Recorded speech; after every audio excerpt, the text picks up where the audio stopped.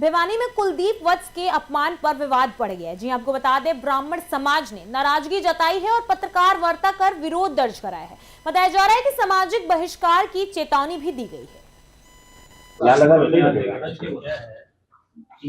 Programme हुआ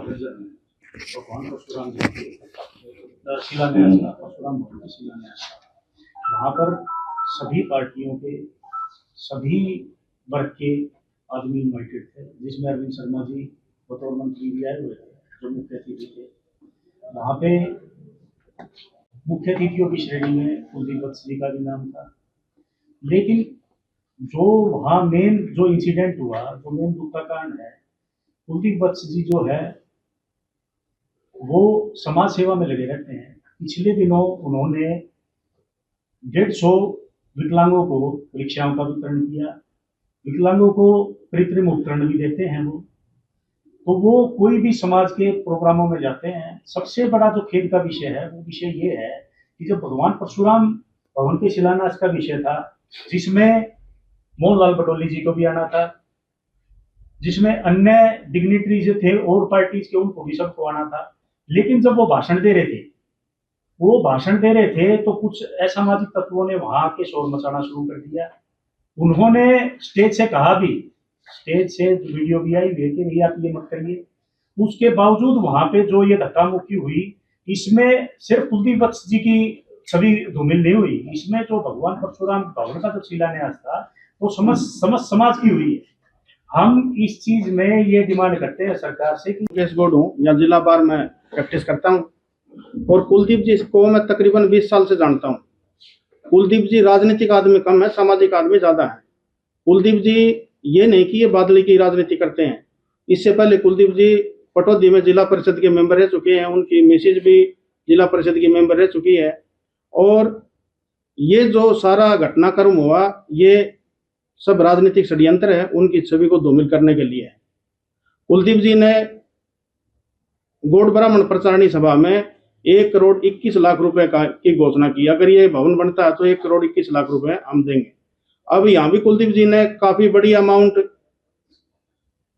परशुराम भवन के लिए दी। और ये अकेला ब्राह्मण समाज का नुकसान नहीं होता किसी भी भवन में, क्योंकि उस भवन को कोई भी किसी भी जाति का आदमी इस्तेमाल कर सकता है। तो जो ये इन्होंने किया, इन व्यक्तियों ने जो झूठे आरोप लगाए, इन्होंने 36 बिरादरी का अपमान किया है।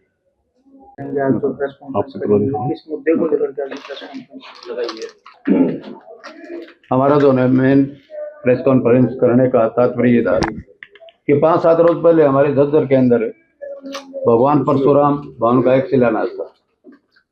उसके अंदर हमारे बादली के बहुत ही लोकप्रिय विधायक आदरणीय कुलदीप वत्स जी वहाँ मौजूद थे और उनका एक राजनीतिक कद बढ़ता हुआ देखकर, उसका जो अनुभव देखकर लोगों के अंदर कुछ परेशानी थी, जो कि एक समाज के लिए बहुत ही गलत बात थी।